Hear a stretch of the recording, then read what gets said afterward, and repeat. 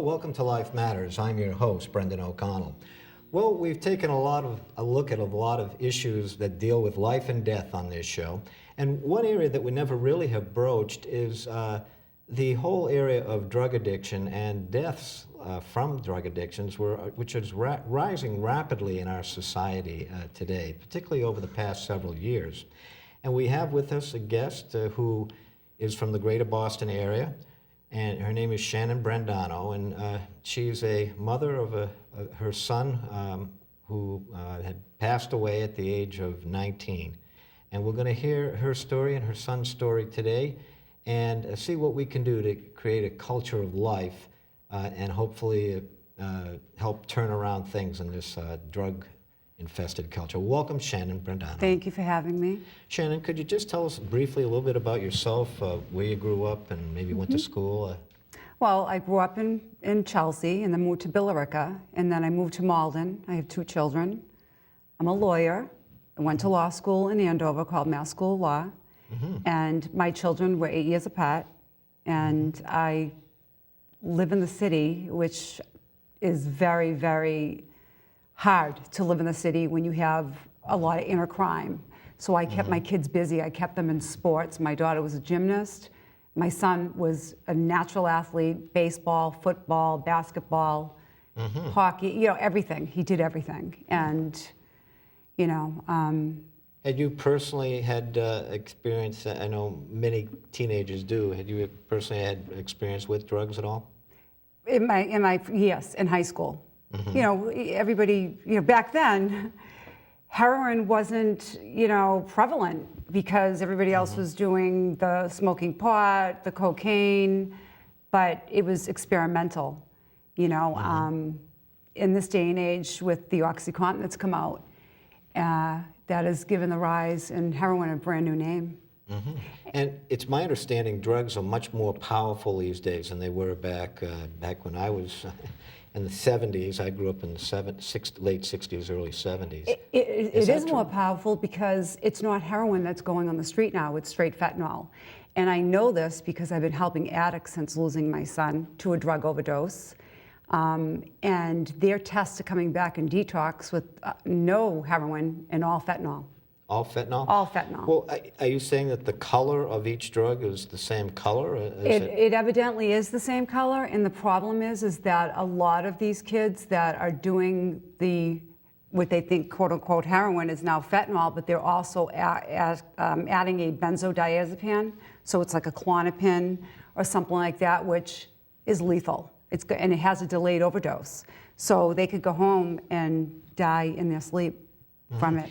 As my son did. And fentanyl, does that slow the heart rate down, or what does it do? What does fentanyl? I really don't understand it because it just depends on how much you ingest, but it is a painkiller. So I don't know why it's in the heroin now, and especially with all the deaths that have been happening. I know when my son died, there were like 20 deaths in that weekend. In Malden? In that weekend. I don't know, and I'm saying all around. In the greater Boston area? Yeah, in the greater Boston area. So, and I know when they did the rally in Washington, I believe, don't quote me, but I think it was in October, but there was a ton of deaths over that weekend. Over October of 2015? 2015, yes. I see. And when did your son pass away? He passed away on July 25th of 2015. And how old was he at that time? He had just turned 19 on June 28th, so his birthday's coming up, and it's this month and next month's going to be pretty difficult for me. I see. And you've been grieving his loss. Your only child, I imagine you loved him very much. No, I have a daughter in recovery, but when she was doing heroin, it wasn't fentanyl, but she got hit by a car, and that's what started. They had given her liquid OxyContin and sent her home because she needed surgery. And I noticed that she was taking it not as prescribed, and I was really concerned, so I started looking the drug up and discovered what it really was. And then I had a whole problem with OxyContin on my hands from that accident, from the doctors giving her liquid OxyContin. She was 17. Wow. I struggled with her. I ended up having to send her out of state for private care, which cost us over $100,000 between sober houses and a private treatment center that we sent her to. It has been a whirlwind, but she's in recovery for years now, and she advocates, and she's very involved in the sober community. Nice. But when I did do the research, I found out that Malden had gotten $80,000 in funding to educate the city of Malden from the federal government. I didn't even get as much as a pamphlet. I did not know what this OxyContin was doing. And most addicts I talk to will tell you it started off with the OxyContin, then it went to the heroin because they can't afford it. Well, did that money mysteriously disappear? What happened to the 80,000? Because that's a lot of money to, you could make a nice brochure and send it citywide, I would think. I don't know. I don't know what happened to it. I've asked. Nobody seems to know. I see. Well, now you brought a YouTube video of your son. Could you give us a little intro to that? Yeah. So Dane, I had put Dane in treatment since age 7. I saw behavioral problems. So I was, trying to save the inevitable because I saw my daughter was dabbling in pot at the same time because they're 8 years apart. So I saw a predisposition to drug addiction in him. And I was trying to get help. There was no resources for me anywhere. I had already sent him to a program when he was 14 called Castle in Brockton. And then when it was getting to a point where it was getting very serious, I was going to send him to California, and they wanted $50,000 a month. And I said, well, I can't do $50,000 a month, and he needs long term. And he said, well, there is this show called Teen Trouble. It's created by Josh Shipp. And he will actually get you the best treatment if you participate because he does miracles with kids. I mean, I was willing to try anything at that point because I didn't want to lose my son. And I said that on film. I have this horrible feeling that I'm going to be burying my child. How did you have a predisposition at age 7? What kinds of markers, what kind of tips were you getting? Okay, so emotional outbursts, leaning towards no kid is bad, but leading towards the kids, they were acting bad, and just not following rules. Like I could just see that there was a lot of frustration, and most ADD type, I don't believe in ADD, but just couldn't sit still. I just knew that he was going to end up self-medicating just because of what was going on with his brain, which I really feel it's a brain disease with most people that are addicted. So let's take a look at that video now, and we'll see who your son was and that sort of thing. Okay. Hope for myself. I want myself back. I want my mindset back, my optimistic attitude, my kindness, my caringness. Because lately I've been just a selfish, self-centered kid, only worrying about myself and what I need. And that's not me at all. I'd like to become sober. I'm a very athletic kid. I used to play every sport under the sun. I snowboard, play baseball, football, and all that stopped. Started selling drugs, using drugs, and it's like a lifestyle. You know what I mean? And once you get in that lifestyle, it's kind of tough to get out, especially because everybody I surround myself with, all my friends, they do the same thing. It's like there's no escape. It's almost like you're stuck. So, question B, name 3 things that if taken out of your life would make it better.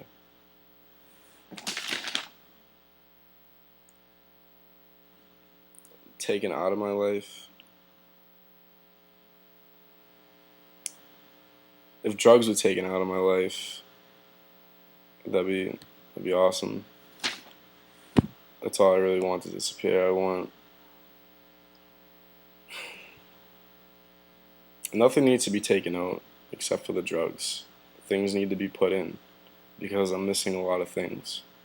It's like, just like I said, I'm trying to fill a hole in my heart, whatever you want to call it. It's like just an empty space that I feel like just doesn't get filled. And I've been trying to fill it for 2 years now.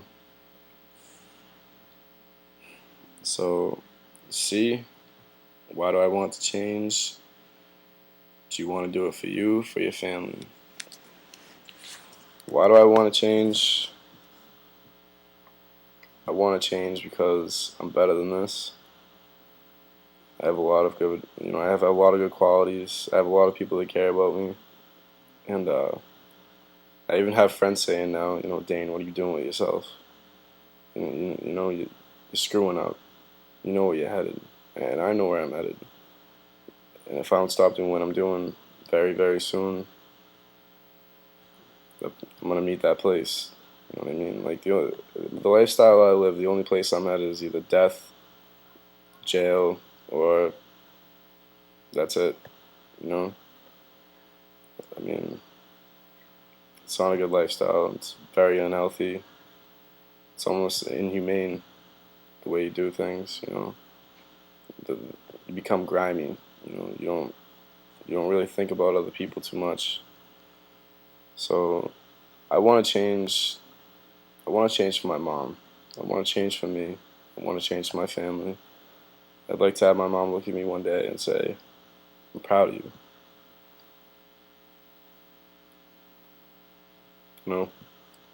Those are words I haven't heard come out of her mouth in years. So that's about it. Well, that's quite something. He wanted to change for you. And can I ask, what kind of drugs did he start with, and what did he get into? And that For sort of him, his gateway was pot, marijuana, which holds true. And he even said it. He said, I can't even smoke pot. That's my gateway. And then he started from there. Then he went to, I don't even know what these drugs are, but Molly's and, the Klonopins, just whatever. It went from. Did he do cocaine? Yes. And heroin? Yes. And he never shot heroin. He only sniffed it. So that actually was worse because it goes right to your brain faster. Mm-hmm. And what about the fentanyl? I mean, are these kids wanting to purchase fentanyl? No, they're not wanting to purchase fentanyl. But what is happening is when they hear of an overdose, they seek out who they bought it from because they think it's powerful stuff. They think it's better heroin, when it's actually not. It's actually fentanyl. And I think the problem lies is that, you really need to stop arresting the addict and start going after the dealers. I think there has to be more resources put into the, to the police so that they can, they have the manpower to do that. I think that's a huge issue. I think doctors prescribing the pills, is a huge issue because once they can't afford, high school kids cannot afford the street value of the pills. So they go to the heroin for its affordability. And that's how it becomes a whirlwind for them. And is heroin, what's the price scale? Is heroin less expensive than fentanyl, or is fentanyl less expensive? No, I thought the fentanyl was more expensive. I've heard two different schools on that. Someone's saying, yes, it is. And then I'm hearing it's not. So I'm not sure. Why the fentanyl is being put in. It certainly begs the question, why this is happening. Because a lot of people struggling with addiction are dying off as a result of this. And fentanyl, does it slow your heart rate? Is that what it does? Yeah, so you go into, most of them have gone, that I know, have gone into cardiac arrest. So, Is that what happened to your son? I found my son. And you did? Yeah. In the house? And he was, he had come home and he looked just like he had smoked pot to me. And I said, well, we're going back to treatment in the morning. And I never got that chance. Didn't have a high of heroin look. And the video that he shot there, how old was he at that point? he was 15. 15 years old? And Yes. active, playing sports and things of that nature? Yes, always into sports. Wow. Baseball was his biggest thing. His baseball coach actually just had an event for him on May 22nd called Strikeout Addiction, Julio Enriquez of Angel Baseball. And I was really humbled by it because my son was really loved by a lot of people. you know, and Wow, he was that's a great. good person. You know, he just suffered with addiction. Well, what is the answer, or what kinds of things can you do, or what can the public beware of, for Well, instance? I would definitely, if you are taking prescribed medication and you don't have addiction, I suggest locking it up. I would also really, if you have children in high school, as young as in 4th grade, I'm going to even say from 4th grade on, like you need to really learn up of all the street drugs that are out there. You need to know what's going on. You need to ask questions. You need to be involved in your community and go to these, you know, the rallies that they have, or City Hall or Town Hall, when they have these discussions about the opiate pandemic, because I don't think it's an epidemic. It's everywhere. You know, it's all through the United States. There's not one state that's not affected by this heroin episode. And do the local police force, I happened to chat with a police officer when I was in Malden, and he used to be on the Opiate task force? opiate task force, and he was not on it at the time, but he was giving me a little bit of an education, and my eyes were really open, saying, wow, this is really... Yeah, it's everywhere. They and- crush it up, so you can look, because they'll sniff it, so you can look for straws. They'll start off with the pills, because they don't go just straight to heroin. They start off with the pills because it's the lesser of two evils. So they crush it, they snort it. So if you see your straws disappearing or cut in half, that's definitely a red flag. That it's what, cocaine That we're it's talking about? that it's Percocet. Oh, Or, yeah. So, you know, or an opiate. You know, they're sniffing them. So you need to watch for that. And spoons that are burnt, if your spoons start disappearing, that means they're shooting heroin. And what kind of a program have you got involved with trying to educate others? Well, I met Corey Finney, who owns the Safe Project. It's a nonprofit. You know, he does a lot of great work. He used to be a urine tester, and that's how I met him at the Cushing House that my son was at in South Boston. That was a residential treatment. And after my son passed, I got really involved with him, and he does a lot of great work. He holds events. He helps so many kids on his own time. And I've been doing it with him. I just gave with Keith Laporta, that's with me today, from the Safe Project. He called me up. They needed a donation for a homeless girl that was clean on the street for 90 days, which I commend her for that, because that's real difficult. And I donated money and bought her clothes so that she could get into a sober house.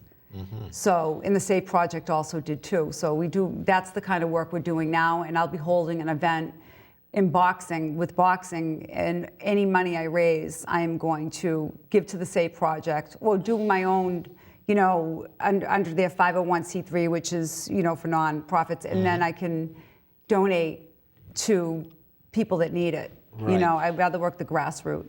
So can you tell me, for instance, like your son went from a drug rehab home in South Boston to, what is the process of the steps that you go through? Okay, the process, you have to go to detox. And the unfortunate thing, the regulations need to be changed, because if you go to detox and you don't have a dirty urine, they won't let you in detox. There's like steps. So it would be detox, a CSS, and a TSS. I don't know what they all mean, but I do know that a CSS is for, you know, 14 to 28 days. And then the TSS is for long term, until they can find you a residential treatment, such as the Cushing House, which is a 6-month program. So you have to go through all of these steps in order to get in to a long-term care. And it's ridiculous, because some people just want to do the detox and go to treatment. Unless you're going to pay for private care, which we did, you know, you'll get right in there. So Dane did Utah when he was 15, and came back 5 months later. He did Utah. You mean he went out to the state of Utah? Yes, the show that he did in exchange for treatment sent him to Diamond Ranch Academy in Utah, and he looks fabulous. And that video he was using came back looking wonderful. Slipped up a couple times, but was on a better road, and then he got bad again, and he put himself in treatment, and he looked amazing. He was sober. He died from a relapse. So, you know, I had the best moments with my son in the end. Do you know who sold him the drugs? Or do I do. I do know by his phone, but I'm waiting for the police to take care of it. You know, I think I do anyway, but maybe I'm wrong, but I'm pretty sure I do. You know. And this particular project you're talking about, what does the state need to do? How do they need to get involved? I know that Charlie Baker is doing something at the moment. Charlie he really is addressing it. I think that you definitely need more beds. I mean, I just helped a kid 2 weeks ago. We were on the phone all day to get him a bed. Sometimes you can't even get one. So there's not enough facilities, not enough beds for detox. So that's a must. You know, insurance really puts a lot of restrictions on things. So there needs to be some legislation that insurance has to recognize that this really is a disease. I mean, so, you know, that it gets paid for. Because if it doesn't get paid for, you know, if you don't have the means, you end up using again because you're not getting the care you need. Right, and you're on the streets. How do we cut off the supply? We get the borders, the ships coming in, and it's got to be. I mean, look at what back in the '80s when you had the crack cocaine, the federal government stepped in and they just like eradicated it. So now you don't really hear of it as, you know, it's not as widespread as it used to be in the '80s. So this is another time, like it's a crucial time that we need the federal government to step in. Because it's very serious, and there's not going to be one person will not be affected if this keeps going at this rate. Not one person. Everybody you know will know someone or would have lost someone to heroin. Wow, that is really something. I mean, I'd hear it back in the '70s occasionally of a drug overdose, but nothing like.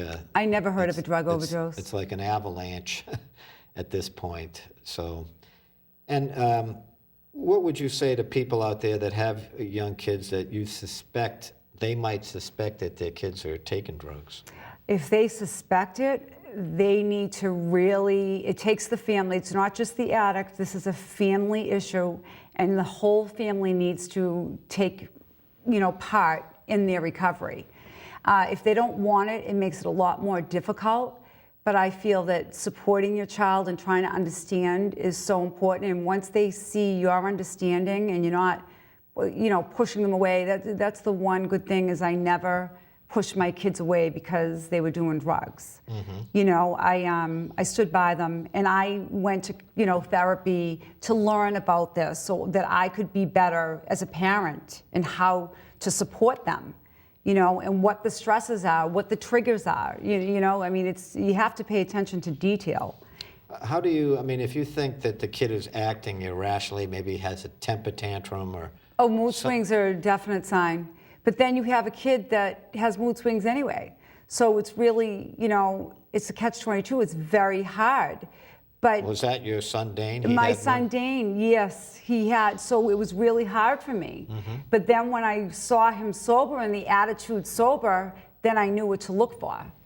You know, and I had just said to him, you know, you look like you're ready for a relapse. Be careful. Go to a meeting, like, because I saw it coming, and I wish I stayed up that night. And they have meetings where? In your city or they have meetings all over the place? Everywhere now. You could just, and they have a lot more programs now. You know, when I was seeking out programs for my daughter, that was in 2007, 2006, I couldn't find anything. It was really hard for me, you know, on the internet. Now, everything you see is on the heroin epidemic. You see billboards, you see commercials, you know, you hear it on the radio. I mean, you know, a Jim in 94.5 just had something on drug addiction on the radio. You would have never heard that years ago. Wow, that's something. Well, we had another picture, didn't we, of your son that yes. We wanted to show, if that's possible. And this is a picture of you, I take it? Or? Yes, that's me, my son, and that was taken on July 18th. He died on the 25th, so it was taken... A week before he passed away? Yeah. I see, wow. He looked happy there. He was amazing. He was doing amazing. Amazing thing. He was boxing with me. Like, I started boxing years ago to help support him in his recovery. So I started boxing with him, and then that's something we just did Wow, together. that's something. Yeah. I wouldn't think that would Yeah, be. we boxed down at Peter Welch's gym in South Boston. Oh, wow, very good. You know. Well, thank you so much for sharing your story today. No, thank you for having me. We really appreciate it. I mean, it's an area where, you know, these people are subject to drugs and addiction and death. But if anybody does need help, go to thesafeproject.org, or they're on Facebook, The Safe Project. Corey Finney and Keith Laporta work very hard and do amazing things, and I wish I had them before I lost my son. Mm-hmm. Okay, thesafeproject.org. Yes. Well, thank you so much today, Thank you. Shannon, for being on the show. And we hope you found today's show to be unique, informative, content-rich, truthful, and thought-provoking. Thanks for watching. I'm Brendan O'Connell, your friend for life.